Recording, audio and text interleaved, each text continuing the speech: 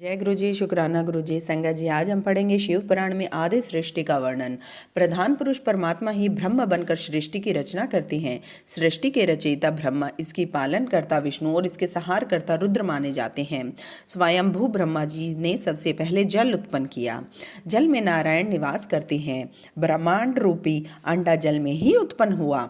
भगवान ने उस अंडे को दो भागों में विभाजित किया। ऊपर का भाग आकाश और नीचे का भाग पृथ्वी बना। आकाश में 10 दिशाओं की रचना हुई। पृथ्वी पर सबसे पहले मरीचि, अत्रि, अंगीरा, पुलत्स्य, पुलह, ऋतु, वशिष्ठ आदि ऋषियों की रचना हुई। ब्रह्मा जी के क्रोध से रुद्र की उत्पत्ति हुई। इसके पश्चात ऋग्वेद, यजुर्वेद, सामवेद, अर्थवेद आदि वेदों का निर्माण हुआ। वक्षस्थल में पितर, जंघाओं से मानव और नीचे के भाग से दानवों की उत्पत्ति हुई। प्रजा की वृद्धि कम होने के कारण आधे भाग से पुरुष तथा आधे भाग से नारी का जन्म हुआ और उनके द्वारा मैथुनी सृष्टि की रचना हुई। इस प्रकार ब्रह्मा जी ने संपूर्ण चराचर जगत की रचना की। जब ब्रह्मा जी ने सृष्टि की रचना की तो प्रजापति को शतरूपा आयोनिजा पत्नी के रूप में प्राप्त हुई। शतरूपा के 100 दिव्य वर्षों तक तपस्या करने के पश्चात प्रजापति के रूप में प्राप्त हुए थे। वहीं पुरुष स्वयंभू उत्पन्न होकर मनु के नाम से प्रसिद्ध हुए। फिर विराट पुरुष से वीर का पुत्री उत्पन्न हुई। उससे पेरियवत, व्रत और उतानपाद उत्पन्न हुए। धर्म की पुत्री सुनीति का उतानपाद से विवाह हुआ। उतानपाद और सुनीति से तेजस्वी पुत्र ध्रुव का जन्म हुआ।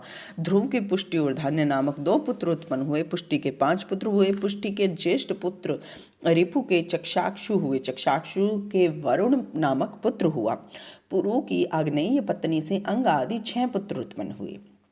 अंग की सुनीता नामक पत्नी से वेन नामक पुत्र हुआ। वह महापापी निकला, जिसे ऋषियों ने हुंकार द्वारा मृत्युलोक पहुंचा दिया। सुनीता की प्रार्थना पर वेन के शरीर को मथा गया। उसके सीधे हाथ के मंथन से विष्णु के अवतार राजा पृथु का जन्म हुआ। राजा पृथु ने प्रजा की भलाई के लिए पृथ्वी का दोहन किया और राजस्व यज्ञ किया। राजा पृथु के हर्षचर्ष और विश्वजीत नाम के 2 पुत्र हुए। ये दोनों संसार में बहुत प्रसिद्ध हुए। शिखंडनी ने मरही को उत्पन्न किया। मरही ने कुश की पुत्री वहिणी से विवाह किया। उससे दक्ष प्रजापति उत्पन्न हुए। राजा दक्ष ने चर, अचर तथा 4 पैर वाले जंतु उत्पन्न किए। राजा दक्ष ने वरिणी कन्या से विवाह करके मैथुनी सृष्टि रची। उससे हर्षव्य नामक 10,000 पुत्र उत्पन्न हुए। ये सभी नारद जी के उपदेश सुनकर वैरागी बन गए। यह देखकर दक्ष ने फिर से शवलश्व नामक 10,000 पुत्र और उत्पन्न किए, परंतु नारद जी के उपदेश को सुनकर वे भी सब वैरागी बन गई। यह देखकर प्रजापति दक्ष को बड़ा क्रोध आया और उन्होंने नारद को श्राप दे डाला कि हे कलह प्रिय नारद, तुम कभी पृथ्वी पर स्थिर नहीं रहोगे। इसके पश्चात प्रजापति दक्ष ने 1000 पुत्रियों को जन्म दिया। इनमें से 10 पुत्रियों का विवाह धर्म से हुआ। 13 पुत्रियों का विवाह कश्यप के साथ, 2 का अंगीरा के साथ और 2 का कृष्णाश्व के साथ तथा शेष पुत्रियों का विवाह चंद्रमा के साथ कर दिया, जो नक्षत्र के नाम से प्रसिद्ध हुए। इनसे देव दानव आदि बहुत से संतानें उत्पन्न हुई। धर्म की 10 पुत्रियों के नाम अरुंधति, वसु, यामी, लंबा, भानु, मारुति, संकल्पा, मुहूर्ता, संध्या और विश्वा था। इन सब के संतानों के नाम इस प्रकार थे। विश्वा के विश्वदेव हुए, संध्या के साध्या, मुहूर्ता के मुहूर्तुज, संकल्पा के संकल्प, मारुति के मृतवान, भानु के 12 भानु, लंबा के घोष, यामी के नाम, वसु के अष्टवसु और अरुंधति के पृथ्वी उत्पन्न हुई। वसु के अमृत, ध्रुव, सोम, धर, अनिल, अनल, प्रत्युषा और प्रभाव नाम के 8 पुत्र हुए, जो वसु के नाम से प्रसिद्ध हुए। ध्रुव का संसार में प्रसिद्ध काल नामक पुत्र उत्पन्न हुआ। सोम से वर्चा नामक भगवान हुए। धर के पुत्र द्रवणी और द्रव्य हुए।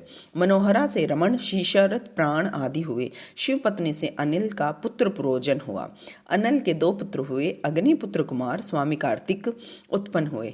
उनके शाशव, विशाख और तैगमय नाम के 3 पुत्र हुए। वसु प्रभा से विश्वकर्मा की उत्पत्ति हुई। विश्वकर्मा एक महान शिल्पकार थे। रैवत, अज्ञ, भव, भीम, वाम, उग्र, वर्षा, कपि, अजेकपाद, अहिर्बुरहन, बहुरूप तथा महान नामक ये 11 रुद्र हुए। वैसे तो रुद्रों की संख्या करोड़ों में है, परंतु अजेव, पाद, अहिर्बुंदन, त्वष्टा, वीर्यवान, हर, बहुरूप, त्रयंबक, अतः रजित, वृपाकपि, शंभु, करदर्पी और रेवत 11 रुद्र संसार के स्वामी हैं। जय गुरु जी, शुक्राना गुरु जी। ओम नमः शिवाय। शिव जी सदा सहाय। ओम नमः शिवाय। गुरु जी सदा सहाय।